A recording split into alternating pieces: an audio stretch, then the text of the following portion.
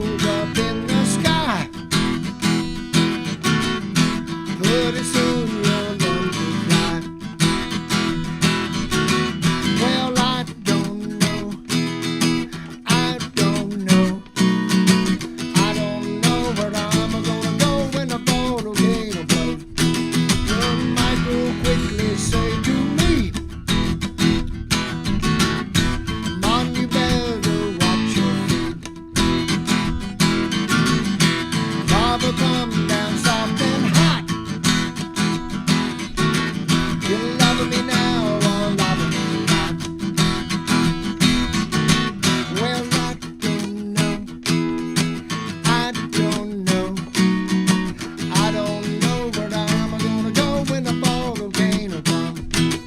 Oh, no time to count for what it's worth. 'Cause I just left this planet Earth. Where I go, I hope there's rum. I know there's gonna be a lot on the island tomorrow. Well, I don't know. I don't know. I don't know where I'm gonna go when the volcano blows. Lord, I don't wanna land in New York City. I wanna land in no Mexico. Don't wanna land in no Green Island. Don't wanna see my skin glow. Don't wanna land in Comanche, Skyport, or in Nashville, Tennessee. Don't wanna land in no San Juan Airport or the Yukon Territory. Don't wanna land in no San Diego. Don't wanna land in no Buzzards Bay. Don't wanna land in no Iota. I got nothing more to say. Well, I don't know. I don't know. I don't know where I'm gonna go when the volcano blows. No, no, no, no. All right, happy Thursday evening. It's Wes Seiler here from Preserve Navar Live, and the state representative, Dr. Joel Rudman, is in the house. Hey, Thanks Doc. for having me, Oh, Wes. it's great to have you Appreciate here, it. man. I've been excited about this for a long time. So we are thrilled to have Dr. Joel Rudman in the house here, Preserve Navar Live, Navarre's first ever state representative. First That time is- we've ever had a state rep from Navarre. That is true. But so much more than that. So many more hats that you wear, Doc, that we're going to talk about. The rocker, the doc that takes care of folks in this community, a supporter of local businesses. I mean, you're into so many things, man. And we've known each other for a couple years. I've seen you get involved in the political arena and so many more things. So we're going to get a chance to talk about that and more on Preserve Navar Live. So the best part of this show is that we get to do this with folks who are watching live. I see comments coming through already. I saw Tom was on here. Elizabeth is on here. Looks like several more people have joined in. So leave a comment. Let me know as we go along. Let me know that the sound is coming in good, the picture's coming in through, because that's the best part of this. And then if you've got questions at any point for Dr. Rudman or myself, just let us know. I'll bring those up on the screen. We'll be happy to talk to them about those. The feedback that you give is awesome. It makes this show fun, and it's dynamic. Absolutely. Every time I never know what Love we're going it. to get. But It's like Tommy Nichols. it is. So I My actually man, Tommy. I had Tommy on the show a couple months. He was one of the first guys that I had. I love that guy so much. He came on the show, and he was collaborating with me about getting the cameras going, the lights, and all that stuff. Love that guy to death. Well, shoot, let's get going. Yeah, That's absolutely. awesome. So thanks for having me. Absolutely, man. So what makes this show possible? I always love to give a couple shout outs to the local sponsors that empower this, because Let's I want do it. people to know, hey, who's paying for this? Where's it coming from? Oh, I love And- that first one. Yeah, I know. Look at And that. people like Carmen Reynolds. Carmen Reynolds was one of the first sponsors for this show, and her passion for this community is just unbelievable, Doc. The things that she's involved in, much like yourself, just all over the map in terms of great charities that she's And supporting. the Veterans Treatment Court. That's something number one. That, That's the hot news. Yeah, That's something we absolutely. discussed with Judge Maney, who's our representative colleague right next door here in Fort Walton Beach. So yeah, Exactly. that's a good Yeah. program there. This, for those that don't know, the Veterans Treatment Court is designed to protect and help veterans who find themselves in a tough spot, right? We're always trying to do that in our community. We have, as you know, we have one of the most military-friendly communities you'll ever find. And you're military. Absolutely. You're I'm one of these current. You're people. current right now. I'm a reservist now. Yeah, I reservist. served for 12 years active. Now I'm a reservist. Wow. So, Well, thank you for your service. I appreciate it. Absolutely. So, but we see the effects that military service, especially people who've spent time in Afghanistan, Iraq, all those different places, years later in their life, they can find themselves in a tough spot. The Veterans Treatment Court steps in. The big thing, and I think you know this, Okaloosa had one, Right. Escambia had one, Right. Santa Rosa County did not. And Carmen was the person who recognized that and said, hey, we need one. And as of today, She came to my office. She told me what to do to get it done, and it sounds like we got it done. we got it done. So this was posted just a couple hours ago Fantastic. today that the Veterans Treatment Court for Santa Rosa County has just been approved by the governor, Ron DeSantis. How great is that? Thank you to Senator Doug Broxton as well for making that so happen. proud of Thank her. you, Senator. Yeah, so this is something we've been following since we started the show, and she gives a personal shout out to you, Doc, for your support for this, in addition to the senator, a lot of other people. Dave Glassman we've had on the show. So just so excited to be able to announce that with you. We've got a couple others here I'll go through real quick. That looks pretty cool. What's that? So this is Tom Tuttle. Tom Tuttle was the actual first sponsor for the show. He and his wife have a small business, and the small businesses are incredible in Navar. And what they do is they make these incredible products like this right here. These flags that I'm showing you are amazing. So we talked about the military community. We give a lot of gifts. Anytime you're coming and going and all that kind of stuff, all the different holidays, you typically give a gift, right? A flag like this, custom made with your name on it, is the kind of stuff that really shows appreciation. My medical office actually got me a got big wooden one of those. It says 1776 on it. And my wife and I have a Yeah. big metal one at our home. So that's There you go. So it means awesome. you're doing something right, right? So when I got home from being overseas, this was look at Chuck that. and Jersey and Nancy. A lot of my friends were there to meet me, and that's what With they one had. of So those Tom flags. and That's Helen, fantastic. Tom and Helen put that together. So they do all kinds of woodworking and all that. They'll custom make these for you. and that's called the what now? The That is the Panhandle, Panhandle Shop. Shop. Absolutely. Panhandle So Shop. Y'all Tom's remember watching that. on the channel. You can hit him up. He's got a Facebook page and all that. So talk to Tom if you've got any type of needs like that. You want to celebrate somebody, or you just want one for your home. Panhandle They'll custom Shop. I make can them. remember that. There you go. A couple others, you know these. Yeah, Stripes hey, and Stripes. NEDs. I've actually got a gig coming up there July the 3rd. It's a July 4th celebration. Nice. We're going to ring it in the night before on July 3rd with the local band Thin Ice. So we're going to see if I can hang with a bunch of 20-year-olds. I don't know, guys. I shattered knee. I may not be able to hang on stage with these. And these guys are awesome, by the way. Thin Ice, the guitarist alone, Talon Wood. He's such a talent. Great bass player, great drummer. The singer, Kenny, is just fantastic. So if you guys want to hear some good music, come out to Stripes July 3rd. They'll start playing at 7. I'll be there shaking hands. They'll probably drag me on stage around 8. So Awesome. hope to see you there. And we actually already had a gig at Andy D's. remember that, Congressman yeah. Matt Gaetz was there to endorse me, and he even posted some stuff on Twitter saying, "Man, you're not joking when you say you rock." That was Yeah. pretty awesome. So thank you, Congressman Gaetz, for the shout out. Thank you for coming to the event at Andy D's. And Andy, he's just good people. He's amazing. So Fantastic for the community. we've had both of these guys here, and one of the things that I see that really makes their businesses lead the way is they're constantly having events. They're constantly having people like yourself. It's just a frenzy of local activity. And Rob at Stripes, time. he gets it. He totally understands this community. He totally gets what we're about. And glad to see him on board. Yeah. Somebody else who gets it is Chaz, who leads the Divergent Spectrum publicity and marketing firm, right? So this is amazing. We haven't had a lot of this in Navar before, right? So when Chaz came in, he's the kind of person who works with the Chamber of Commerce, all the different businesses, links them together. Hey, what are you trying to do? You're trying to pull off an event. You're trying to do this, that, and the other.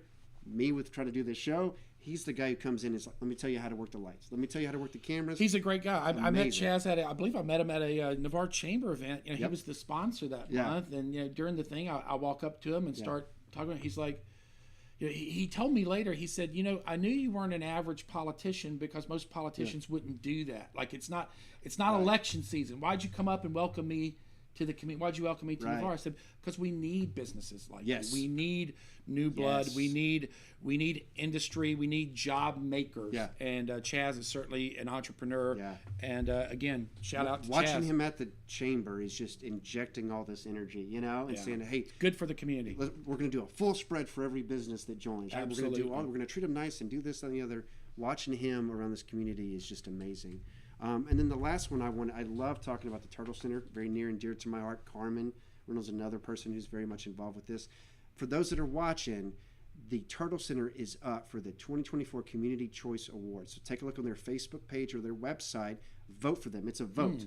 So the more people who vote for the Turtle Center, and everybody in Navar, and I would say Santa Rosa County, knows about the Turtle Center. You can't miss it with all the beautiful artwork that they have and what they do for kids, adults, the whole thing. So fantastic. Let's make sure they win that award. So that's the big one. But the last thing I wanted to say before we start talking about you, Doc, and what you've brought is I wanted to kind of give you some context for this show. Yeah. So we're talking about how we've built it over the past few months, and this is what it's about. Yeah. We've already mentioned some of these folks, Yeah. but for me it was, okay, what can we say about Navar today? Because people who drive through it, of course they see the beach. Everybody knows the beach. We love the beach. Yeah. Most beautiful one in the country, right? If not the world, right? Gorgeous beach. Everybody sees it. What they might not realize is the quality of people in Navar. You've talked about the veterans. You've talked about the military folks. Huge part of that. Robert Reyes from Stripes, incredible veteran with great stories. That's a huge part of it. But, Doc, we got NFL players. Multiple ones. Michael Carter, Jordan Jefferson, right? Like, you got these guys who are playing on Sundays, doing incredible things right out of Navar High School. That's right. You've got legends here, right? With Rick Landreth. I know you know Jacob Landreth. This was his uncle, passed away a couple years ago. He is portrayed in the movie Black Hawk Down, right? Knowing that you had somebody, a special operations soldier, at that level, right, in those big operations, growing up right down here. One of the Holly Boys, right? Like, incredible. And then entrepreneurs. We've already mentioned this, right? Kevin Lucas is one of those. He's in the medical field. We've already talked about several of these folks. This is Navar. In addition to the beach, the beautiful stuff, the people are amazing. Before Sophie and I moved to Navar, we actually started our life together in Niceville. Yeah. And Niceville's a similar kind of community. You get all the Eglin officers there and all the military personnel. Absolutely. So we are very similar to Niceville, that same just wholesome community. Yes. You know that your neighbors are heroes. Yes. And that's when I'm on the floor of the legislature and I'm talking about protecting the military, I think of Colonel Black. Yeah. I think of Angel of Death. Alice. I've actually mentioned her many times. I got to tell you this. On the floor of the Florida House, and it gets a good laugh because her title is the Angel of Death, and I think on a bill that we'll talk about shortly. I said, guys, please vote yes for my bill, because the last time you sent me back to Navar with bad news for the Angel of Death, you notice I came back with a shattered kneecap. Please don't make me give her more bad news. And sure enough, they passed our bill unanimously. But we'll talk about that bill in a minute. I want to tell you one quick story about Colonel Black. So I went overseas last year. Guess who was the last person that I saw before I got on the plane? Who's that? Her, Wow. Colonel Black. Guess who was the first person I saw when I got back? You're kidding me. Base Commander Colonel Black. Wow. She was the first. She was down there at the plane. We'd been gone for over 6 months, right? Like, you're missing your families, you're missing everything, just missing hot dogs and hamburgers, right? Like, you haven't had American food for 6.5 months, you haven't seen America for 6.5 months, and you get off the plane. The same person, your base commander, the same person who said, "Go give them hell, we got your back, we're going to be here when you get home," she was there, right? And I was like, "Oh, it's Colonel Black." Like, and she shook every one of our hands as we got off the plane, saying, "Welcome home, you did a great job." That's a base commander. That's a hero.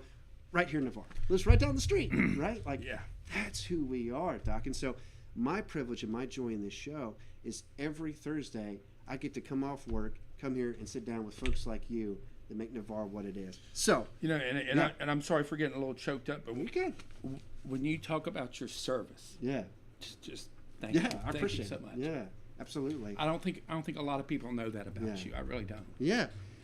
You're a braver man than I am. Yeah. Well, I appreciate it. For me, the thing is, because my wife and I have been based at numerous different locations, right, around the country. She's deployed, I've deployed, we've done the whole thing. One of the things that we wanted to be in a community that understands veterans, that supports them. You found it right here. But also has its own culture. Yes. Right? That can stand on its own. It's not just the military culture. The military culture is a part of it.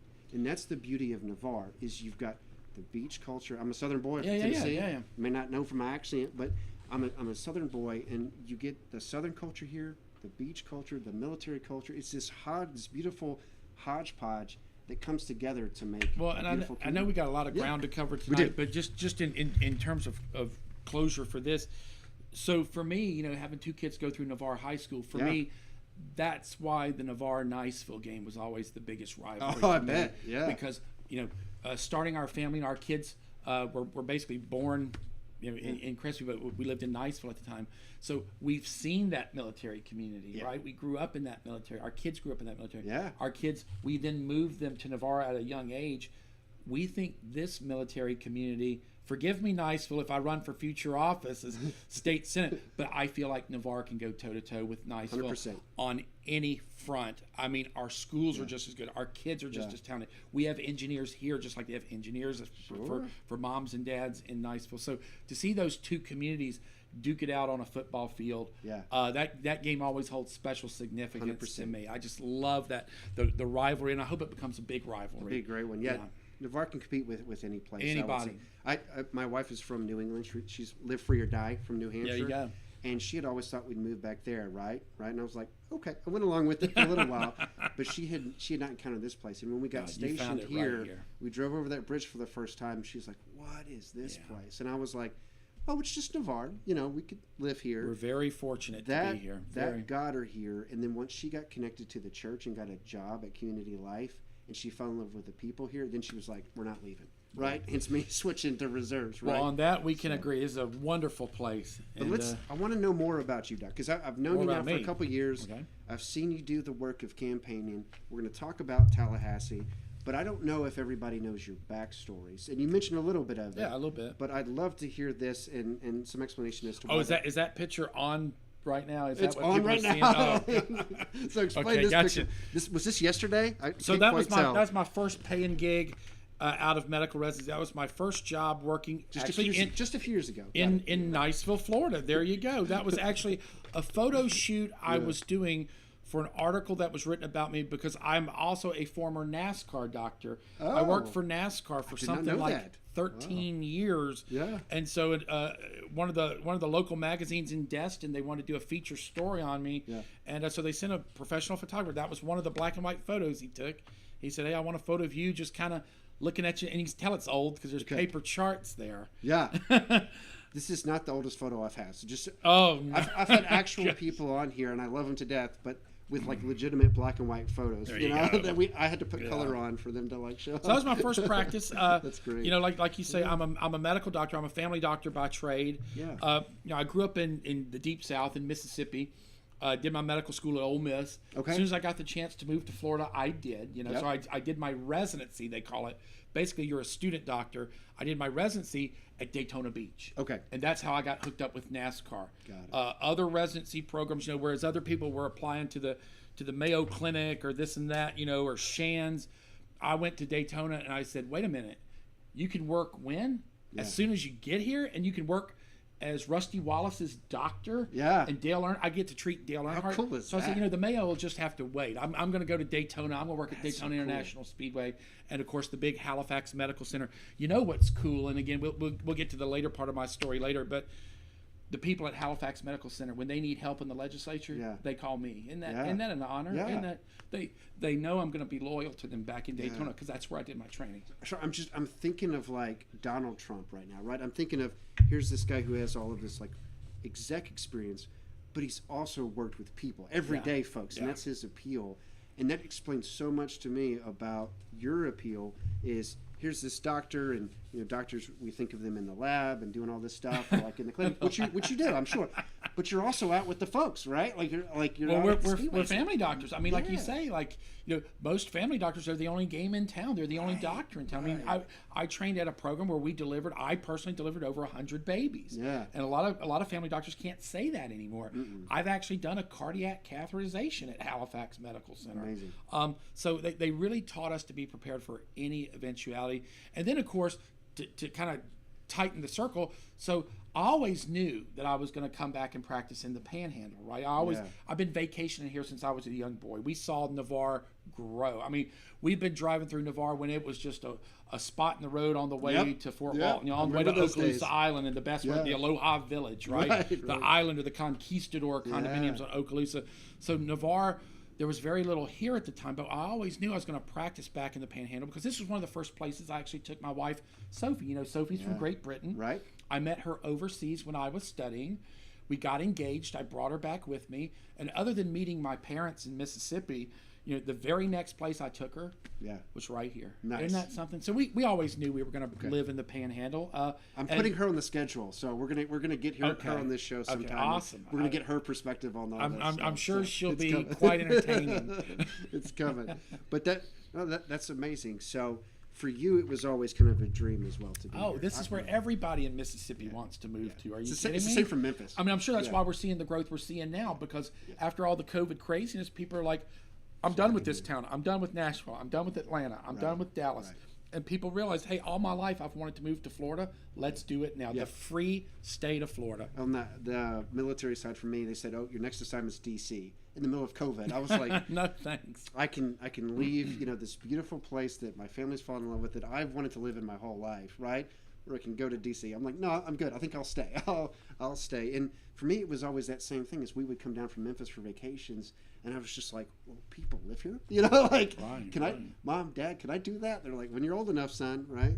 And so when my career path and this place, aligned, that was it for me. But you're right, it's changed a lot. It's changed an enormous amount. It's not what I remember from the 90s and 80s and all that stuff when I would come down as a kid.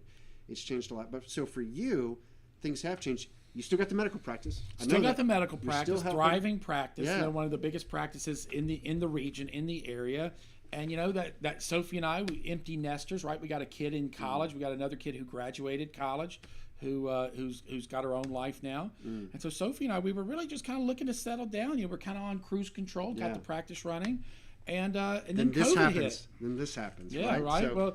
So he's showing a political photo right now. Me sign waving. I knew nothing of sign waving. I knew nothing of politics in 2019. Yeah. In 2020, I didn't know anything. All I knew is that the government was screwing us over. And I hope I can say that on your program. But with all the COVID craziness that was going on, Wes, no one in the government said, why don't you ask your local doctor what's going on? Get your advice, not from us, not from Fauci, not from the CDC. Why don't you get your advice from the guys on the ground that are right there who are trained for emergencies? Yeah. And of course, that's not what the government did. The government put us all in mass. The government shut us down. And that's where you started seeing pictures like that, right? I first became active. I was actually asked to speak at a school board meeting here in Navar, actually in Midway, because there was a school board meeting where they were debating keeping the masks on our children. Yeah. And I said, guys, this is just crazy. This is just stupid. Those masks aren't doing anything. And the parent, I see about 30, 32 patients a day. My patients who were parents who had kids in that school, they said, one of them, they said, Doc, please, they will not listen to us, but they'll listen to you. Yeah. And so I went there, gave a speech. It was actually broadcast on South Santa Rosa News. We'll get to that later. Okay. But yeah, so I was the community hero, right? I was, it was viral. Everyone was like, God, listen to this guy. He really has a future in it. And of course, I didn't think much of it till they came after me. Right. Fauci and his goons and the Biden administration, they came after me. They said, wow, he's trying to sabotage all this stuff we're trying to inflict on the sheep that are out there. Yeah. The people that will just follow us without question. He's ruining all that. So let's go after him. They sicked the American Board of Family Medicine on me. They tried to get me investigated. The investigation was ended after about 5 days because they didn't have anything on me. Right. I said, really, guys? I said, I'm educating my patients and I'm giving them the option. That's really a bad thing. Yeah. And then, of course, that kind of, I guess it kind of poked the bear, right? I guess it kind of awakened the beast because of that, I started looking around and I said, Sophie, you know what? They are not going to rest. They are not going to let this go. They're going to keep coming after people like me. They're going to keep coming after doctors like me, patients like me. Yeah. So we've got to take the fight to those people. Right. And that's when, quick story, there was actually a bill in the Florida legislature called a Medical Freedom Bill that Senator Broxton was running, along with Representative Brad Drake. This was after I had gotten investigated. Yeah. So I said, guys, I'll come and test. I didn't know Senator Broxton. I met him literally 2 years ago, my first ever meeting with Senator Broxton as a private citizen. But I said, Senator, I'd love to testify on behalf of your bill. I told my story in 2 minutes, if you can believe that. And Sophie and I left. We felt pretty good after that first meeting. I think we went back, Sophie, for Representative Drake's version of the bill. It's a little more confrontational. They had a lot more people on the committees that were kind of sarcastic. A lot more Democrats on the committee. They were all wearing masks, the Democrats, and they were all saying, "Well, what if a doctor said drink bleach? Yeah. Should we listen to that?" I mean, they were really demeaning and degrading to me and other physicians that were there to testify. So that meeting, Sophie, do you remember that? That meeting, we were driving home from Tallahassee, and I turned to Sophie in the car. I said, Sophie, to get this thing done, I'm going to have to do it myself. Yeah. These politicians, I can tell you, this bill's not going to pass. You could hear the sarcasm. it's not going to pass. I said, Sophie, if we're going to help the physicians of Florida, I'm going to have to do it myself. You can't trust anybody else to do it. So sure enough, the bill died. You guys elected me to represent you in the Florida legislature. And the very first, my biggest accomplishment of the first year was getting that very same medical freedom bill across the finish line with Governor DeSantis' signature. Would you believe we are the first state in the union to have such a bill? It's a bill that combines medical conscience, which says that you cannot tell a physician that he will do this. He's going to practice medicine according to his conscience. He's not a fly-by-night cook. He's not a short-order cook. He's not a radio station DJ taking requests. He's going to practice according to the way he was taught. We're actually the 6th state in the nation to have that sort of legislation. But we combine that with my medical freedom, where you can't go after a doctor for speaking his own private personal opinion. So if there's a doctor that posts something on Facebook that you don't agree with, you can't cancel him. Just go find another doctor. We are the first state in the union to have that medical freedom, physician freedom of speech bill for doctors, and I'm very proud of that. The doctors in Florida really wanted that, and we got that for our doctors. I see that when you talk about it that way, I see the connection between you and Governor DeSantis, right? Because that's the way you describe medical freedom and doctors being allowed to practice in their own way. He wanted to lead the state in a particular direction, not the same as New York, California. We're going to do this, right? And everybody said, oh my goodness, everyone in Florida is going to die. It's going to be the worst, right? Like they're going to unleash COVID on all of their people. Didn't happen that way, right? Didn't happen. He was saying things like, if people want to go to the beach with their family, their immediate circle, what's wrong with that, right? Take them to the beach. Get some sunlight, right? So you know what's funny? And that bill was my entire reason for running. Like I said, that was my crowning achievement, and I got it accomplished in one session. That's unheard of for a freshman. And what's funny is people have short memories, though. COVID seems like an eternity ago. So people sometimes neglect the significance of that bill because you know what? Bird flu. Swine flu. They're going to create other emergencies. They're going to create other panics. I actually have a bill that I filed 2 years in a row. We'll file it 3 years in a row. It's to limit how the governor can call a quote-unquote medical emergency. Again, if you're like me, Wes, you believe that one man or woman should not have the ability to lock down your church, lock down your business, force you in your home and barricade the door. Your houses of worship were closed. How despicable is that? Your schools were closed. It's craziness. So I've got a bill that I'll refile again next session. We have a governor in Governor DeSantis who's willing to sign it. We just have to get the legislature to pass it. Again, it's limiting medical. Well, basically, folks, long story short, I'll make it virtually impossible for your government to ever lock you down again. But beware, those laws are still in statute. They don't want you to know that, but those laws allowing them to do that still exist. Nothing's changed. We've got to change the statute. I'm hearing a quote from Benjamin Franklin where he says that people that are willing to sacrifice their freedom for security deserve neither. Right? Remember that one? That's what I was hearing when you were talking is, yes, there's risk in the world. Yes, there's different types of strategies and not all are equal, right? But if we aren't given the freedom to test those different strategies and see what works, then we've forgotten the very bedrock of democracy. So by the way, in case the people at home are wondering why I keep looking down, because there's this monitor down there, and I have no idea what the next photo is. I hope it's something flattering, although I haven't seen one yet. How about, wait. All right, Second Amendment. Right, so that was last session, right? So this is one you could ask Chris Smith at Gulf Coast Guns about, right? Yeah. I'm a very passionate Second Amendment supporter, right? I don't think people realize the kind of cojones you have to to run Second Amendment bills. My bill, the Senate sponsor, when the Senate sponsor filed my bill, he was called by someone higher than his pay grade and so withdraw that bill. We're not hearing that bill. Withdraw that. We're not doing Second Amendment stuff. My Senate sponsor, God bless him, great man, Jonathan Martin, he said, I'm sorry, that bill's going to stay. And so that was my version in the Senate. The version I ran in the House passed the House. Now, again, along party lines, you kind of expect that, right? There's some people across the aisle with a D in front of their name who don't necessarily believe what you and I believe. but my Second Amendment bill cleared the House. And let me tell you, I don't think people realize, Chris Smith will tell you what a fight that was, because he was there every step of the way with me. Thank you, Chris, for getting that thing through the House. I'm coming back with that next session as well. We're actually going to run another Second Amendment bill, Chris Smith's shot clock bill, which is my bill, but I'm going to combine it with a bill to restore gun rights to our 18, 19, and 20-year-olds. It's going to be awesome. First, I love Chris Smith to death. He's just so charismatic. He's so funny. I love Chris Smith to death. But the question, and the same people hate Chris that hate me. So we'll get to that later.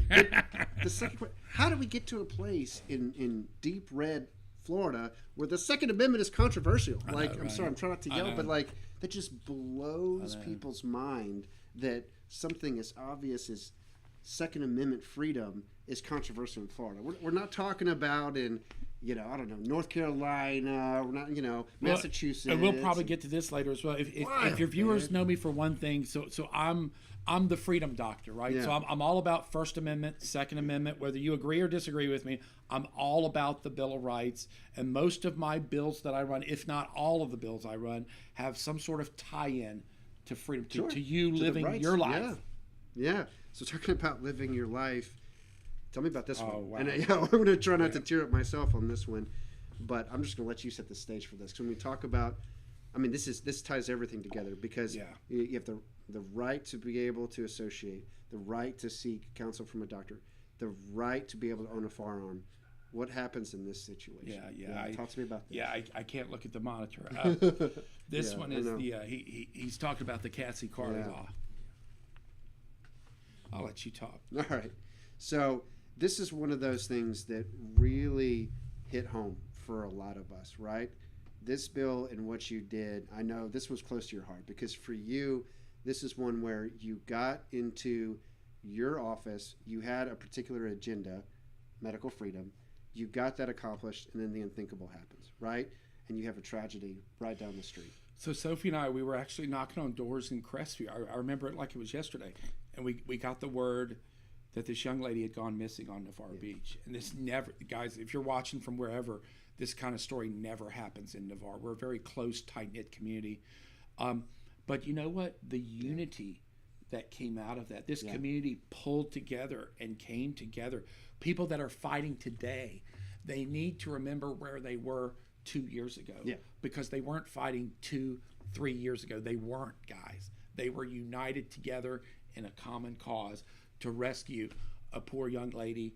And it's so unfortunate.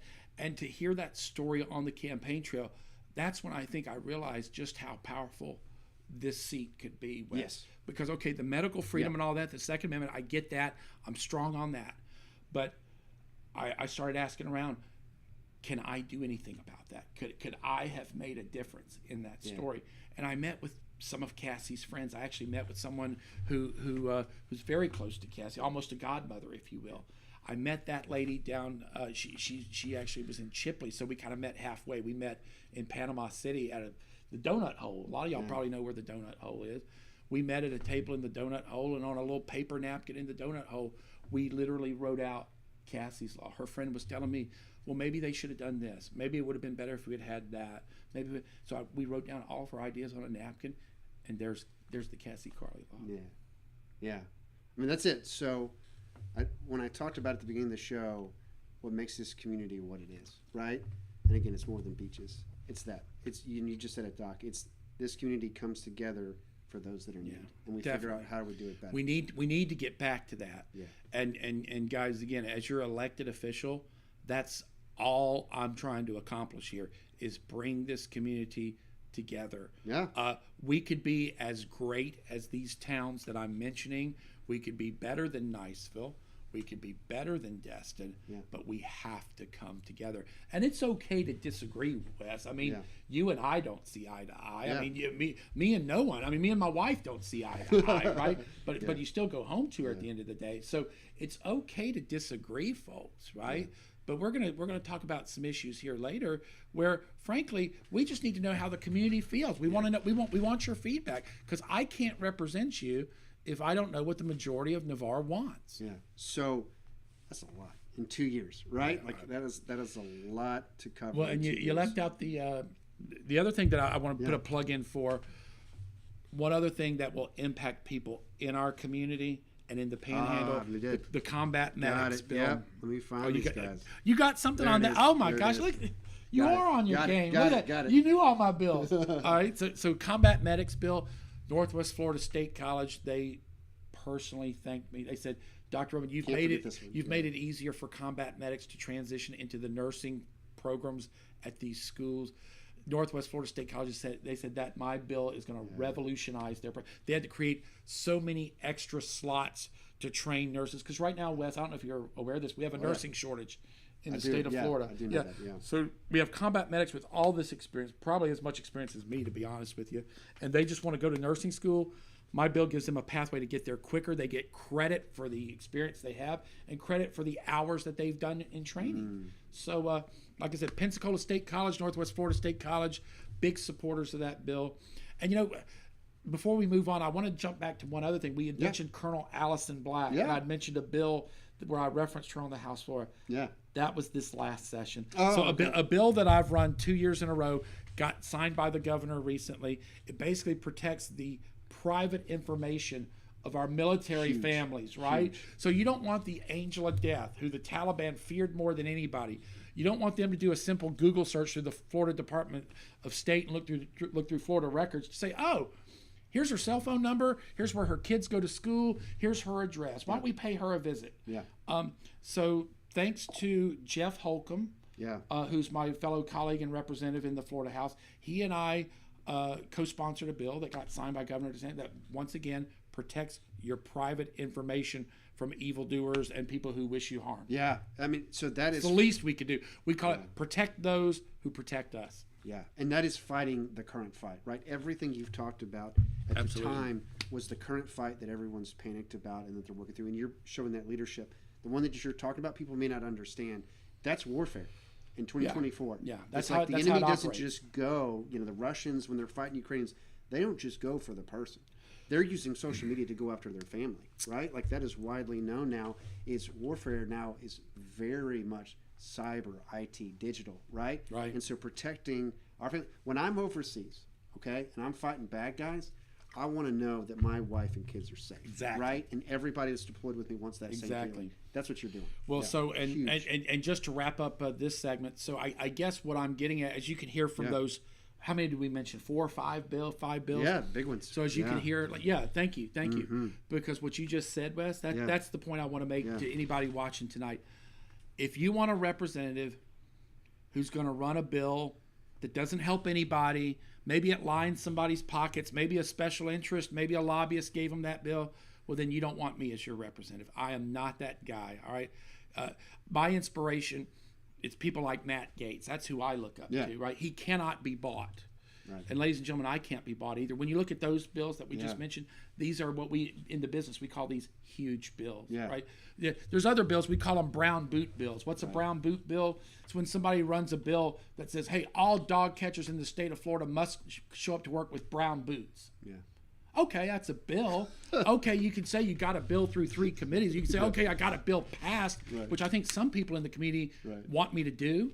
I don't do brown boot bills. You know why? Because they don't benefit anyone.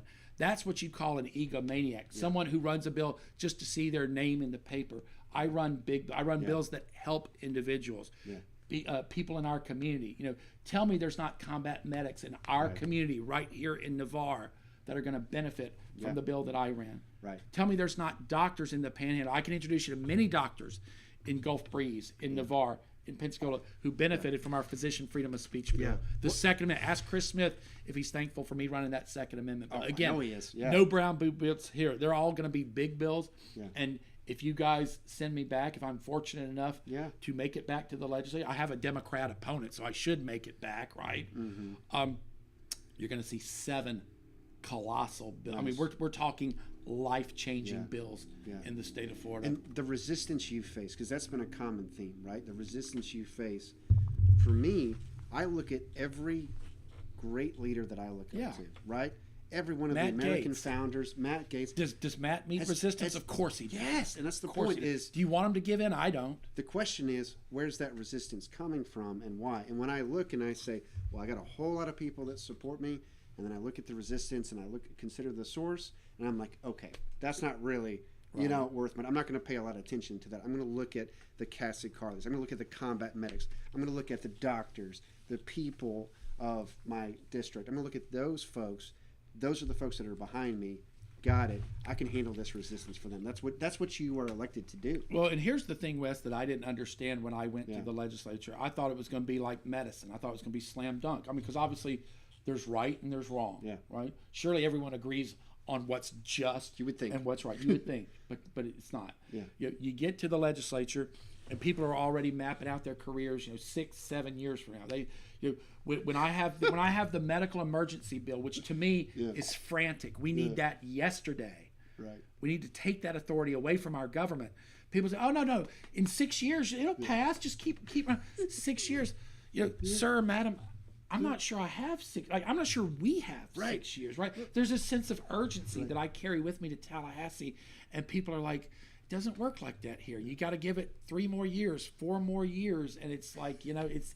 Let some of that stank get on you. Well, here's the more despicable part of that. Yeah. Even though I was not familiar with that, even though I wasn't aware that's how Tallahassee worked, there are people here locally who understand that concept, and they use it against me. I'm sure. They use it against me. They criticize a freshman when they know darn well that the people they looked up to, they didn't do much until they were sophomores or juniors. Right. So the double standard from people who should know better, that really hurts more than anything if you want to know the truth about it. But then hindsight, of course, is 2020, right? Like, we can look back and we can say, of course, the American founders, like, fighting for independence of America made sense. At the time, America was split. But now, hey, George Washington, great. Of course, Martin Luther King was doing the right thing, fighting for civil rights. Now we can say that. At the time, it was very controversial, right? And it's this. Of course, Dr. Rudman fighting for medical freedom makes sense, right? Right. But at the time, as you said, it was controversial. So, you've encountered the resistance. We've talked about the big bills. What are your thoughts as a whole coming out of this first term? So can simplify it for folks with all this stuff going on. What are your thoughts overall coming from it? Did I like it? So I like the job. Okay. I like representing you. I like representing all the people out there. Do I like Tallahassee? I hate it. Okay. I hate it. Like you say, I'm not a patient man, right? I wouldn't run a bill if I thought it could wait 7 years. Yeah. So to be perfectly honest with you, there at the end of session, I was wondering, should I just go back to being a doctor? I was really having some serious thoughts because, you're away from your wife, your relationship with your kids. You're always busy. They're starting their lives, and you don't hear much from them anymore. Yeah. Think about my patients. My patients have to realize they're not going to see me for 60 days. Yeah. Think of the strain it was on my patients. And so I left Tallahassee thinking, I don't know if this is going to be the last time I see it. I may just willingly not come back. But you know what happened? I come back to the district.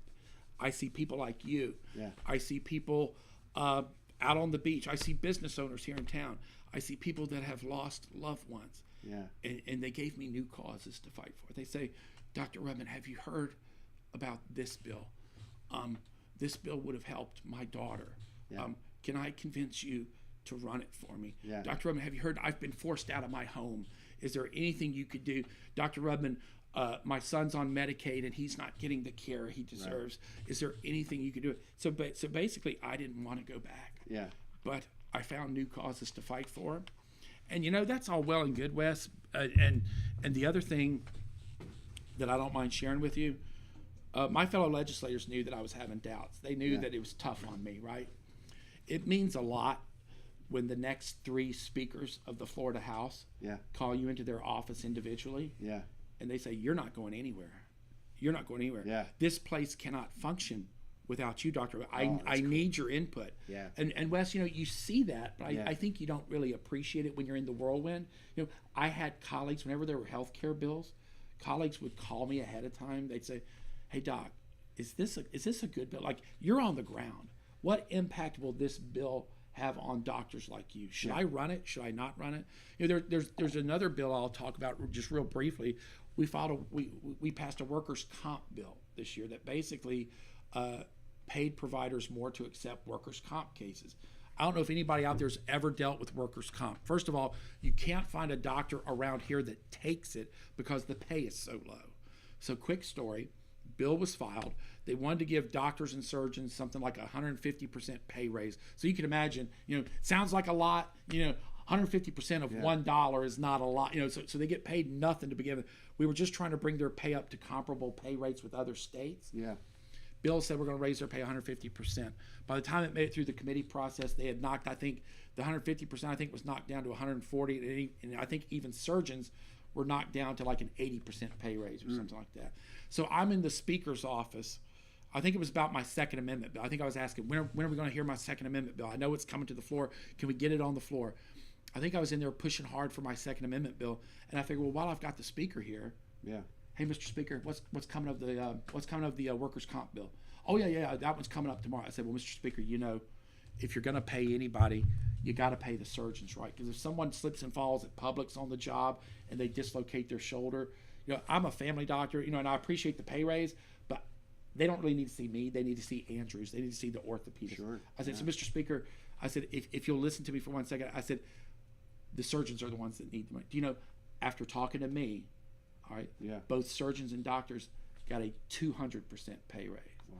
So tell me the Speaker of the House didn't listen to me. Yeah, and you having that relationship and that voice. Thank you, Mr. Speaker. Speaker Paul Renner. Thank you, Paul. Yeah. Having that voice to be able to say the right thing to the right man at the right time, right? Like being able to do that. But you mentioned causes to fight for going forward. Well, and you said, what was my thought? So it's all well and good to have the speakers of the House behind you and bring you together. They said, what? You're thinking of not coming back? Oh, that's not going to happen. The person who had the final say was my wife, right? Yeah. Because she missed me. She sees how people rake you over the coals. Yeah. Well, you probably know more than anybody, Wes. I've seen all kind of lies spread about you. I had someone leave a voicemail on my phone saying that you're not military. So you know what it's like to have your name dragged through. Dragged through the dirt. You know what it's like for people to just outright just slander you. Sometimes through publications and through social media posts. So my wife had enough of it, and my wife was like, I really miss you. You really need to come home. And then there's this one loudmouth that's out in the community. Sure. I think you know who I'm talking about. I just want to tell you, she tried to go after my wife one time, and I think she met her match there. Because it's like, you can trash Wes all day long. We kind of like him at the church and stuff, but if you go after Catherine, like, God help her, right? She's a minister. So there's this trashy, just horrible, just nasty person out there with a trash tabloid that ran an article. No sooner was I back in my district with all these victories we talked about. Come back and there's an article running saying, we hope he's not coming back, and don't let the doorknob hit you on the way out. You did a terrible job. We think you're this, we think you're that. You're horrible. Don't come back. We were literally all set. Again, like I said, the decision was going to be my wife's decision. She was told me for the last 60 days, I need you home. I need you home. So I literally had all but one foot out the door until this loudmouth started spouting off. Yeah. So I had all these constituents right here. Meet me when I came. Oh, you're my hero. Let me give you this to do. Sure. All right. So I was already feeling sad. I was like, I really need to come back, but I've got to run it by Sophie. Yeah. And I knew Sophie was going to say, you're not going back. Yeah. I go tell Sophie. I said, Sophie, I've got all these new causes to fight for. Hey, before the words come out of my mouth, Sophie's like, you're running. Forget everything I said. You're running. That loudmouth, that nasty, vile person. We're not going to let those people ruin the state of Florida. We're not going to let those people ruin the great community of Navar.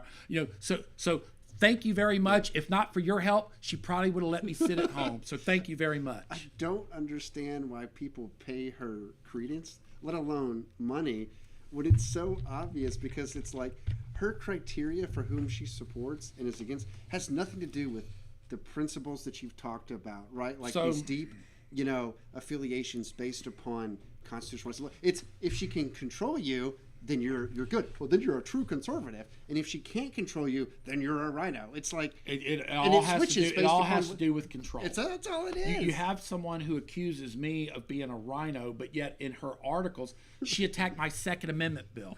I'm the only Republican with the cojones to run that bill. right? It's so I'm more Republican than 80 of the members. Yeah. Anthony Sabatini says I'm one of the top 2 conservative voices in the Florida legislature, and that comes from Anthony Sabatini. Right. And this woman, had the gall to attack my Second Amendment. So why didn't he bring more money home? What's he doing out there fighting for the Second Amendment? That's crazy. So it's just, it's not nuts. news, right? It's paid. nuts. It's paid news, which is fake news. Well, But- and I hate to tell you this. I hope you've got the personality that can withstand this. I think because I'm sitting here next to you, yeah. I think that's where a lot of the hatred comes from. I really. No, I mean, I hope you can handle that. I can handle it. But I think that's the truth. Sorry about that. I think if I were sitting with anybody else, I think about 50% of that hatred would go away. I really do. Because I'm not controlled by her, right? Like, And you can't control me. I mean, ask the members of the Florida legislature. But they love it. They need somebody like me there to keep them honest. You guys sent me there not to sell out, not to give in to the highest bidder. You guys sent me there to expose what's going on. If you ever go to any Republican rec meetings, which I think you went to one of them, man, I tell it like it is. If you want to know the players, I'll tell you the players. yeah, my interaction was we were starting the feasibility study process and everything else for a group, and then she was dictating exactly how it was going to go. You're going to do this, and you're going to put that in there. I'm like, the people are going to make that call, right? Well, and that's where the lack of control turned into anger and everything else. Well, so on that topic, while we're talking about tabloid journalism or journalism, the latest assault, right? So get this. So we're talking about a woman who, when I was a private citizen running for office, my wife made a political donation to the now sitting incumbent county commissioner Carrie Smith. And it wasn't even a big donation. I think it's like $250. Yeah. She attacks my wife in print, saying, well, I think Carrie Smith's, I'm not going to say what she accused Carrie Smith of, but so Sophie must condone that. Yeah. She must condone that. Yeah. And so how despicable is that for a quote-unquote tabloid rag journalist to attack my wife when I'm a private citizen, when she has nothing to do with the political arena, right? To attack someone for who they support, for someone they give money to. Can you believe that? Right. It's disgusting. And you're talking about the same person who just earlier this week. So get this. In the latest attack, right? She knew I was coming on your show. Okay. So maybe that's coincidence, or you think that's why the attacks got ramped up this week? I don't know, because we have people on this show every Thursday. We've had business owners, we've had leaders, we've had candidates. It's like I said, every Thursday we're celebrating somebody. So she sends a prominent businessman. Y'all can probably figure out who it is. Sends a prominent businessman to talk to me in my office with the message that this woman would like a truce. And look, I give people 18 chances. I mean, I don't harbor any grudges against anybody. So even after all the stuff that all the nasty, going after my wife and everything, I still said, well, yeah, if they want to meet, I'll meet with anybody. If you're a constituent, I'll meet with you.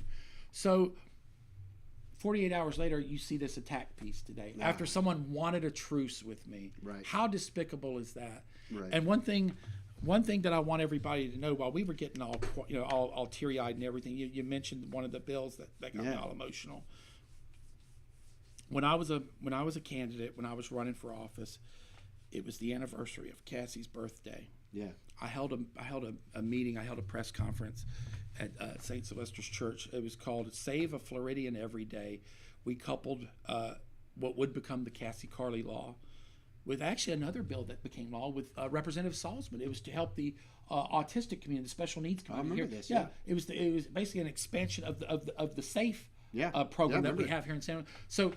So as a candidate, I held a press conference and we called it SAFE, Save a Floridian Every Day. This person claims to be a journalist. I invited him to the press conference, and she responded on Cassie Carley's birthday, "You must not understand how this process works. You pay me, and I'll come to your birthday celebration for Cassie." Yeah. So the principle. But anyway, the reason I bring this up, folks, is because I was ruthlessly attacked today. So again, I'm your state representative. Look, I'm looking out for you. I don't need this job.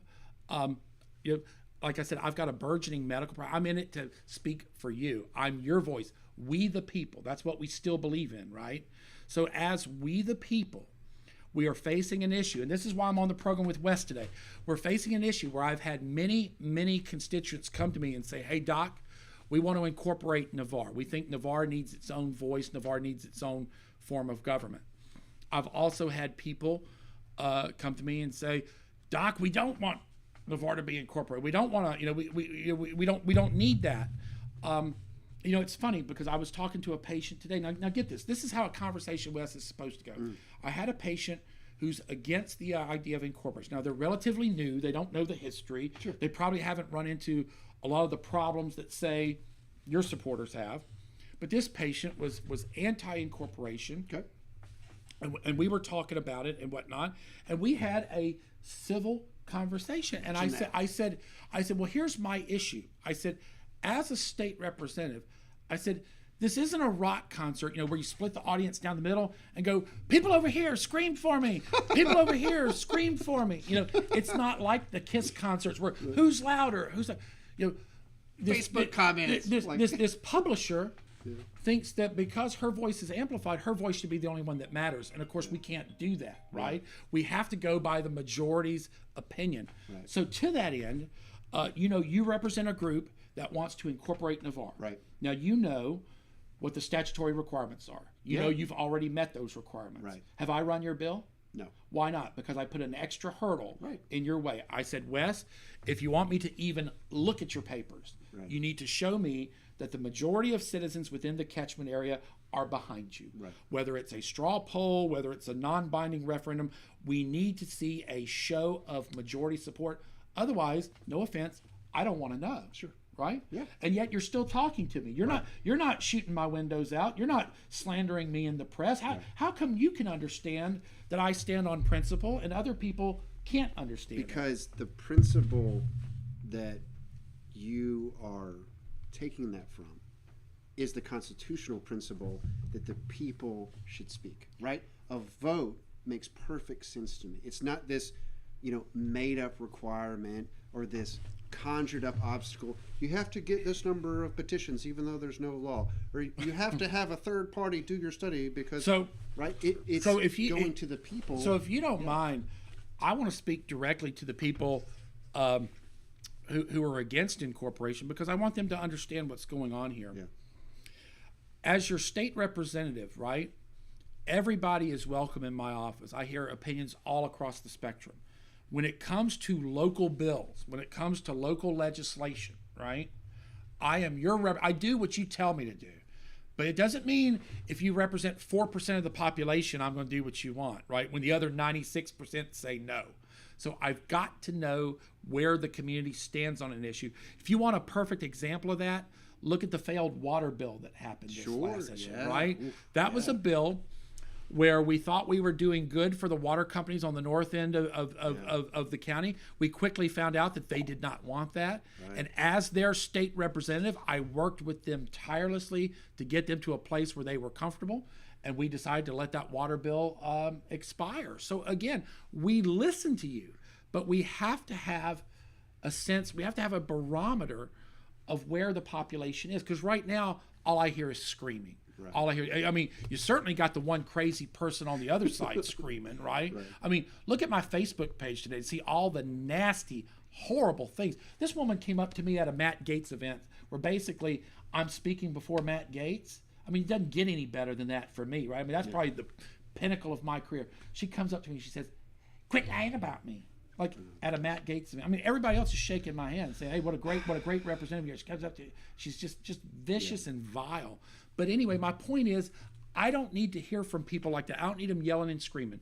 We need some form of vote, which is exactly what Commissioner Eddington was trying to accomplish a few weeks ago.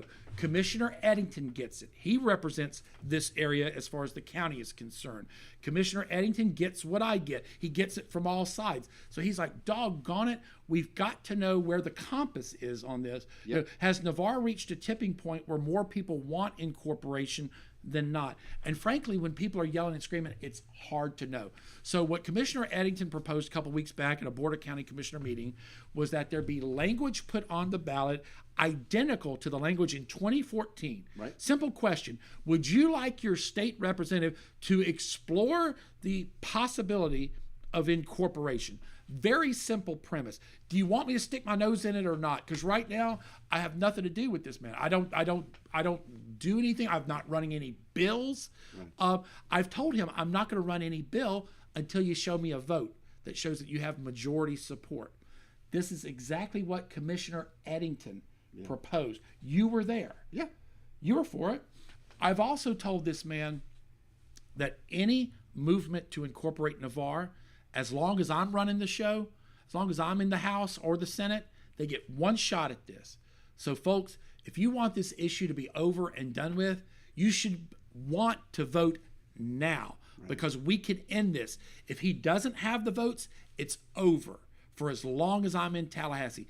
If he has the votes, there you go. Yeah. It's as simple as that. Now, what's telling here, you're not afraid of that. No, not at all. I told you have one shot, and you said, I want the shot now. Yeah. I want it now. I don't want to wait 4 years. I want it now. Let me tell you what I see, right? Because you talked about current and future challenges. Doc, this is what I see living here, right? Because I'm not up in Tallahassee. You know, I'm here. Yeah. And you've seen this, I know, right? When you've been back. We're looking at That's what I see. We're looking at a picture of I see some folks who want flooding, to like bad flooding. Yeah, I see people who want to, like, you know, nickel and dime the study this. We need to change this one number. Cool, let's do that. But look at what is going on with your neighbors because of the lack of infrastructure in our community and the difficulty that people have in order to get those services from the county, because the county, it's not like they're all bad people or anything like that, but the county has this broad area that they're trying to serve. They have a huge, massive area. They have this massive budget, and they're trying to serve them with a small staff, right? I'm sorry. It looks like we had somebody text in. Someone saying, well, why are you talking to Preserve Navar? I'll talk to anybody. Yeah. I recently spoke with a lady who was called by my office back in May. Now, folks, when your state representative calls the anti-incorporation movement person and says, hey, I'd like to speak with you, it's not my fault when you wait until June, whatever day we're at, to come see me.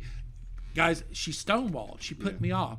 So for those of you out there who are saying, well, where's the anti-movement? You know what? Guess who attended the very first anti-incorporation? Guess who was there? Your state representative, because I'm being fair and balanced about this. I'm happy to talk to the anti-incorporation people. But what I want to know is, why are people not wanting to have an up or down vote on this? This is one of the things that drives me crazy in the Florida House. If there's a bill that Republicans can't agree on, let's have it up or down. Let's see who's with you and who's not with you. There's no shame in taking a vote. It goes back to our Constitution. It goes back to our rights. There's a reason we separated from Great Britain, and it's because we felt that these people way across the pond shouldn't be telling us how to live in Boston, in Williamsburg, in Richmond. There's a reason we had the American Revolution. There's a reason we have the city of Gulf Breeze, the city of Crestview. So to not ask people, you know, I'm new at this job. I've been on the job for 2 years. For someone to come to me and say, oh, we voted on this decades ago. Well, you know what? I wasn't here decades ago. I was here, but I was not politically involved. I don't remember voting on this. You know, if we did, Sophie, I'm not sure you and I voted on it. But my point is, this is your representative now. This is the first I've been presented with it. A lot changes in 10 years. I need to know where the community stands. And I think you're comfortable with the fact that if you don't have the votes, you don't have the votes, and that's the end of it. Well, it goes no further. And just so that people understand where we're at in the process, we're not even at step one. Step one is the feasibility study and the charter, and then that stuff gets presented not to the Board of County Commissioners. That stuff gets presented to the state legislature, where feasibility studies can be evaluated, examined, kicked back for incorrect data, kicked back for fine-tuning. Charters go through committees in the legislature. We're not even anywhere near that, folks. We are at the very beginnings. I basically have two sets of constituents coming to me saying, we've got the votes. We've got the votes. And I'm saying to both of them, prove it. Prove it. One of you is bluffing. All right? So prove it to me. So that's what Commissioner Eddington was attempting to solve with a non-binding referendum. Now, what does that look like? It means the Board of County Commissioners puts the simple question on the ballot. When we all turn out to vote for Donald Trump in November, you flip it over, you're going to vote no to the abortion everywhere. I mean, you're going to say we don't want abortion on demand. You're going to say no to the hemp, to the legalized marijuana recreation. You're going to say no to all those amendments, and then you're going to have a question that says, how do you feel about incorporating Navar? Would you be interested in incorporating Navar? Yes or no? If the yes votes have it, it changes absolutely nothing. It simply instructs your representative, okay, I need to look at this. Right. I need to look at this, and I need to run this to the legislature. I need to have them break this down under a microscope to see where we're at. Because, guys, listen, I'm not going to get involved if the people of Navar do not want it. But you don't tell me that by yelling and screaming. You don't tell me that, Wes, by having some trashy, vile woman dox me, right? This is what Democrats do, folks. Democrats, you know how they cancel people and how they dox people? Yeah, the publisher of South Santa Rosa News has doxed me, not just today, but on multiple occasions, giving out the cell phone number that my kids call me on when there's an emergency, that my wife calls me on when she needs me home. She's giving my private information out and doxing me just like the radical leftist Democrats do. You tell me who's a Republican and who's a Democrat. Yeah. You'll know them by their actions. Yeah, it's despicable. One of the Horrible. Things that they kept, it was a complete lie because it never came from us. And I just had to laugh at it. Was they were saying, well, Preserve Navar is going to skip any type of vote before the bill goes through. I'm like, no, I want to vote because I'm not going to allow you to skip. Well, and the only way I would ever want Navar to incorporate is if it was in service of the people. If the people don't want it, then don't do it, right? The entire point of this, and that's why I feel no stress, okay? Because if I'm not serving the people of Navar, then cool. There's a lot of other things our group does, okay? People know us for the incorporation thing. We're doing charity events. We're doing Fun Fest. We're helping local businesses. Well, if this doesn't help the people, and it's not a way to improve that situation right there, Doc, I know. If it's not for them, then there's no reason to do it. Well, and here's the thing. So of course I want to vote. Here's the thing. So I've had contact with people who are very respectful. Yeah. They will get a call back from me. Yeah. The people who call up F you because they believe the Romy White garbage. Yeah. Yeah, you keep drinking the Kool-Aid, right? You're drinking the Democrat Kool-Aid from Romy White. And that's not how you treat a person. That's not how you treat me. That's not how you treat my wife. Well, they don't realize that You're being lied to. She's just You're being lied. You don't want to vote. You want Romy White's words coming out of your mouth. Well, Romy White's words are never going to come out of my mouth. Yeah. I want to do a couple things here real quick, Doc, because a lot of those folks, they just don't realize that she's funded by the establishment that doesn't want to give up Navar. So let me clear up a couple of the things that she says. And while you're showing the flooding, let me just comment on that. Go ahead. Do that first. So you started the program by talking about how proud you were to have a state representative from Navar. Of course. Okay. So when I'm trying to give you back your Second Amendment rights, when I'm trying to restrict the power of your state governments and your county government, when I'm trying to give power back to we the people, and I'm working on all these bills, I've got 5 bills locked and loaded. I already have them printed out. All I have to do when y'all reelect me, all I have to do is hit submit. Nice. So I'm working even when we're not supposed to be working. How much time do you think that takes away from me when you get attacked like this for no reason from a trashy reporter? Right. And you talk about pride in having the first state representative from Navar. Let me tell you what that means. It means that when there's damage here locally, people they don't have a city manager, they don't have a mayor. I'm basically, guys, your de facto Navar leader. I guess that's how I feel, because you guys trust me. You know that I drive Edgewood Drive. You guys know that I have to go down 98 to conduct any business around here. So when there's an issue like there is every week at Coral and 98 here in Holly by the Sea, T-bone accident. There was another one here today, I heard, as I was driving here.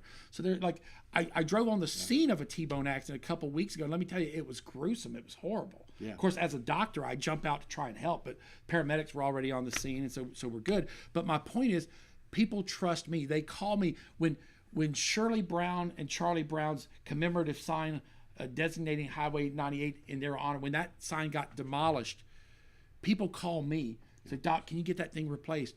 I got DOT to replace that sign in about 4 days. Right. Yeah. But I guess my point is, I asked the question, Wes, what would Navar residents do if their state representative were from somewhere else? We've lived it. Who would their de facto person become? You see what I'm saying? Right. I want to be sure that my community is taken care of. Now, whether that means incorporation or not, that's up to you guys. Right. You guys need to educate me through a vote. That's how we do things in America. That's the American way. Whenever something important happens, like choosing a president, you vote. You don't just take someone's word on it. Right. You turn out, you vote. And so to that end, I expect to go before the Board of County Commissioners myself. Okay. To basically reiterate what Commissioner Eddington was trying to accomplish. Nice. And to let them know that their state representative would like the people's vote. Because again, that's what you elected me to do. We don't go with minority opinions here. Otherwise, the Democrats would be thrilled to have me in office. We don't go with 14% support. We don't go with the 18%. We go with the majority. This is a Republican county. I am the Republican conservative representative for you in Tallahassee. I'm going to go with what you say. Yeah. I want to let's just say there was somebody out there who's skeptical, Yes. right? I want to show them the truth that they can determine for themselves, right? Let's say that, that all sounds good, Dr. Rudman. I want to see it for myself. I don't trust Wes. I don't trust the other side. I want to see it, do the research. Let me show you how to do this so you can see who's telling the truth and who's not. So give me 2 minutes. I'm going to walk you through this. First thing you look at is the actual law. I'll be happy to send you the site. You can Google it yourself. Look at the Florida Constitution. Go to the process for incorporation. It will, and it's right here on the screen, okay? It will list out what you have to do for a feasibility study. Right. In there is nothing about it has to come from a third party. You have to pay $40,000. It has to be this. It has to go to the county review. Colton Wright says it's good enough for him. None of that's in there. The criteria is very specific, okay? That's there. Now look at which group is following the Constitution and the law and which group is adding things on it to rig the process. Well, you don't believe that? Give me one more. If you don't believe that, there's been two studies already that have been done for the Navar area in the past, okay? Both by professional consulting firms, okay? So you look at these studies, you look at what they have. They're not rocket science. Put yourself in my position. If it's not a state requirement that it has to be third-party funded, and it's been done before and it's accessible, would you spend $45,000 of local people's money doing this a third time? Or would you put together a team, not of a single college student, another lie, and I just had one of the architects of the study on the show last Thursday to prove that. There's another dozen I could bring on. These folks get together. We need to update the study. We need to make the same calls. We need to go to the same offices. We need to do this in public. Let's have all of those people come in, update the study, save us $45,000, and be responsible conservatives who don't just go wasting money on things that don't have to be done that way, so that we are demonstrating the fiscal responsibility. If you don't believe that, you can access those studies, you can access that law, and you can see what's going on. Well, right? And my problem is we're not even to that stage. Of course. Yet. Why would we get down in the weeds Right. when I have yet to know how my neighbors feel on the topic? Right. If Right. if 80% of my neighbors say we have no interest in this whatsoever, why would I subject the legislature to this? Why would I subject you to this? There's no need to spend that money. There's no need to spend that money. Makes me wonder what people are afraid of. Well, I'll tell you exactly what they're afraid of.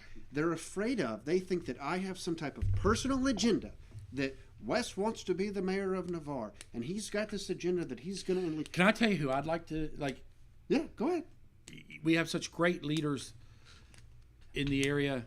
No offense. You're not, Go ahead. But we've talked about a bunch of them. we talked about Colonel Allison Black. Heck yeah, absolutely. I mean, so keep that in mind, folks. That regardless of where you sit on the issue, right? Because again, I'm here to hear both sides. But if you're anti-incorporation, let's don't disparage people like Colonel Allison Black and say, oh, we don't have any possible leaders in Navar.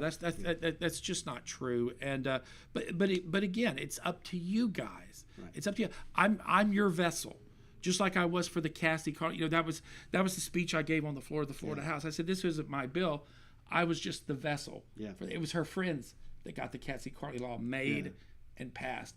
I was simply their vessel in the House. Yeah. And that's what I need from my people here in, and of all the things I have to do as the state representative, all the areas of my district, all the places that I'm responsible for, don't you know I'm going to be fair and honest with the place where I've lived for 20 years. If you guys don't want something, you don't want it. I'm not going to force it on anybody.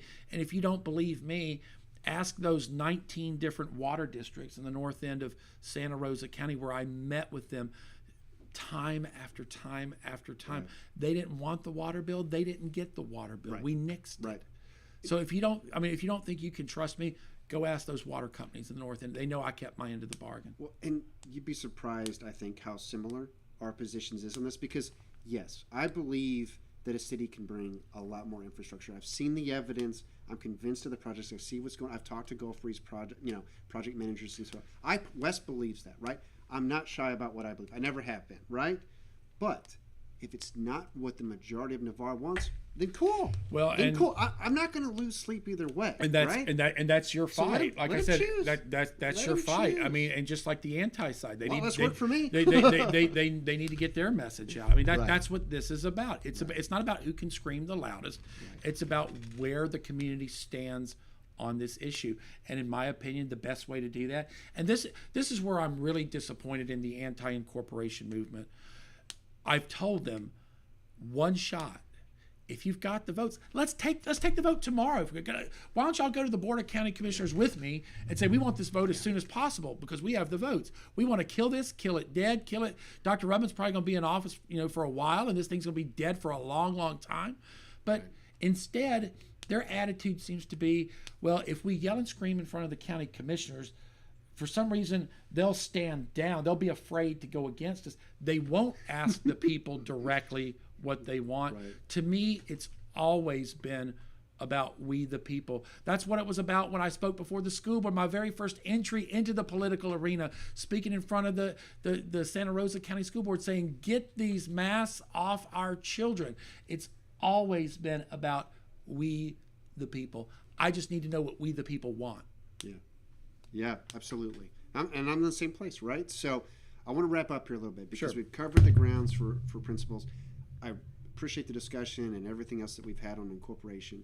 In terms of some of the other things that you want to see, a couple of questions, and then we'll kind of get to the comments here and close out. One of the big ones that I got was traffic. And when you look at the neighboring towns along 98, you see Gulf Breeze and others expanding. You see more lanes coming up, landscape, medium sidewalks, boulevard trees, all this kind of stuff. What about for Navar? So even if Navar was to incorporate, you're not going to see a lot of change from the city immediately. It's going to take time to set it up. As you've talked about, we're just kind of early in this process. During your term coming up, what are kind of some other interim steps or projects that you would like to see in this area that maybe come from other sources? I've said this from the get-go. When Sophie and I moved to Navar, and especially here as your representative, when I travel from Laurel Hill to Jay to Milton down to Navar, you get to see what other communities have, right? You get to travel Highway 90, you get to go into Okaloosa County. You see what other areas have as far as landscaping, as far as lights, as far as sidewalks. Pedestrian access, the walk-over bridge, right? Because the park, to get from the park to the restaurants, I've taken my kids across 98 once, never again. Yeah, it's terrifying. I never would. Do it. I see people bicycling on 98. So is there and I actually had a patient hit on 98 on a bicycle. I said, well, why on earth you ought to know you're taking your life in your hands, but it doesn't have to be that way. Exactly. It doesn't. Now again, how we get there is up to you guys. But to answer the question, no, I see the same things you see, and it's just a matter, I think, of having good leadership. Okay. So in the short term, right, like in the next year or two, working on those projects actively with the county and whomever else you can get, right? Is that one thing that I think a point I would like to make? I think we need to be courageous, and hopefully there's people out there today that think I'm a little courageous for being on this show tonight. Yeah. Because the county commissioners, God bless them, it is a thankless job. Yeah. They take care of a huge really is. swath of land. I mean, Santa Rosa County, guys, for me to cover my district, I have to drive over an hour from one corner to the other. And your county commissioners are responsible for all this area. I don't know how they do it, Wes. And so I think it requires some courageous leadership. And it's difficult for your commissioners to take bold, courageous action when they're being bogged down in all this mindless warfare, all this tabloid warfare that's happening. It must paralyze them at times. They must think, well, I'm not getting involved in that. All I know is, for example, Okaloosa County, you mentioned the traffic problem, 98. We're trying to find a solution in 98. I actually got funding for a 3-mile stretch of a parallel road running parallel to 98. Yeah. But it's on the Okaloosa side, right? Why? Because they brought money to the table. They had money. They had skin in the game. See, people don't understand that. It's easy to get that appropriation for Okaloosa County. We need to do the same thing in Santa Rosa. And again, I have faith in our people to get us there. Yeah. It's just that we can't tie their time up with these mindless fights. When we're sitting there using Board of County Commissioner meetings as ways to have a knockdown drag out, that takes time away from their work. Now they can't address these issues that we need addressed. So like I said, guys, be patient with your county commissioners. Don't waste their time with these he said, she said squabbles. Let's work together. Let's remember what it was like in those stages when we were looking for Cassie. I mean, I was so proud of our community then. We can do that as a county. Yeah, we can. Absolutely. I want to go through a couple of these comments. So Sarah said, is refreshing hearing that Dr. Rudman wants to hear what the citizens want and will act on those rather than his own agendas. And that's it. You're not taking direction from me as if I could. Don't you know every bill that comes before me in the Florida House, don't you know I have a personal opinion on that? That's not what I vote. When the bill came up affecting the eye doctors, I called Dr. Neil Hook from the floor of the Florida House. I said, Neil, how should I vote on this? Because it affects you personally. I don't know the effect of it, but you would. Right. And so, of course, I'm going to ask the citizens. Who else would you ask? Right. I'm your voice. I'm your representative. Yeah. Dorothy says, is this just a commercial forum? Well, first of all, you clearly haven't seen many of our shows because, as I said in the beginning... Dorothy's used to too many politicians. She don't know that I could give this job up tomorrow and I wouldn't even look back. Dorothy, you need more people like me in office. I tell you what, if you let people like Romy White push you around, you're going to have fewer people like me in office, and you're going to have the same old snake oil salesman run year after year. If you have somebody that wants this job, you're voting for the wrong person. Yeah. Paul says, if this vote is no, will you drop this? I think you said that. You made that very Absolutely. clear. Yeah. That's what I've told both sides of the argument. So why did the anti-incorporation people, why did they wait a month and a half to meet with me? Why did they go to the Board of County Commissioners meeting and try to upstage Commissioner Eddington and make him look silly? Right. They're the ones that shot that down, and they're proud of it. Right. They don't want we the people to vote. Yeah. And I'm trying to reason with them that if they have the votes, they should want that vote tomorrow. Right. And I will abide by the findings of that vote. Yeah. And then you see right here. So Dorothy says, I would think you would want a professional before taking such a big step. That's the point, Dorothy, is look at the actual process. The study. We're nowhere near that yet. The study. Don't you know, I've talked to the Florida legislature about this for 2 years now, because again, I'm new to the process. They have to educate me on the process. We're nowhere even near that yet, because like I said, I'm not going to read 500 pages worth of documents if I don't have to. If y'all tell me drop it, it is dropped. Right. I don't have time to waste, folks. So tell me what you want, and we'll get it done. Well, great. Well, hey, thank you so much for being here. This was a lot of fun. We covered a whole lot of ground. I don't know if I've ever covered this much ground with anybody before, but worth the wait. I think the take-home message is people have to know what's good for the community and what isn't. Yeah. To have discussions, that's good for the community. To even disagree with your neighbor, it happens in every community in America. Yeah.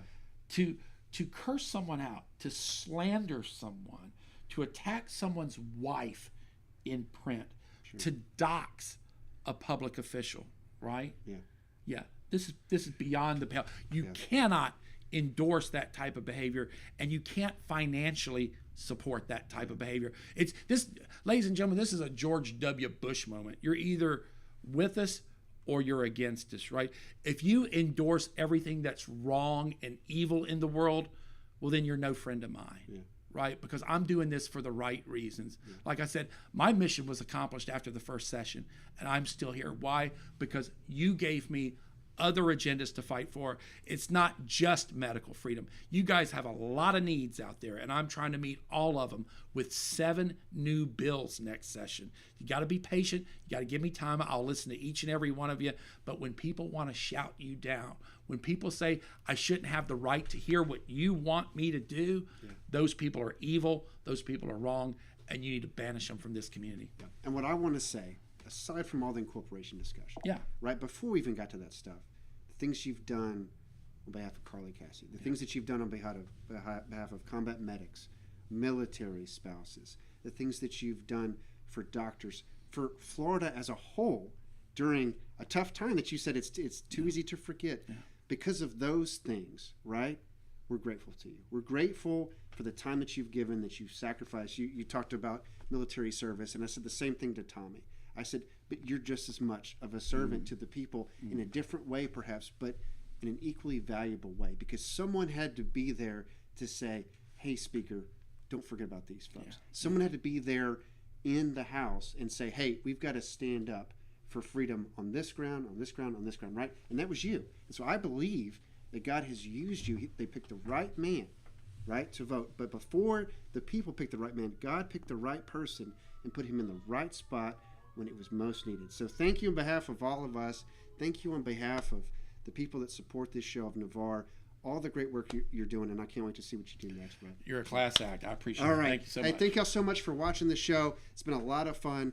PreserveNavar.com is our website. We're on Facebook, YouTube, Instagram, all the things. Hit us up. If you support the show, you want to sponsor it, you can contact us. If you have a guest that you want to be on the show, tell your county commissioners that you want the right to vote. It is. Right? What you tell me to do, I do, but they're the only ones that can put it on the ballot, folks. Call your county commissioners. Thanks, Doc. And thank y'all. Y'all have a great night. We'll see you next Thursday. Bye-bye.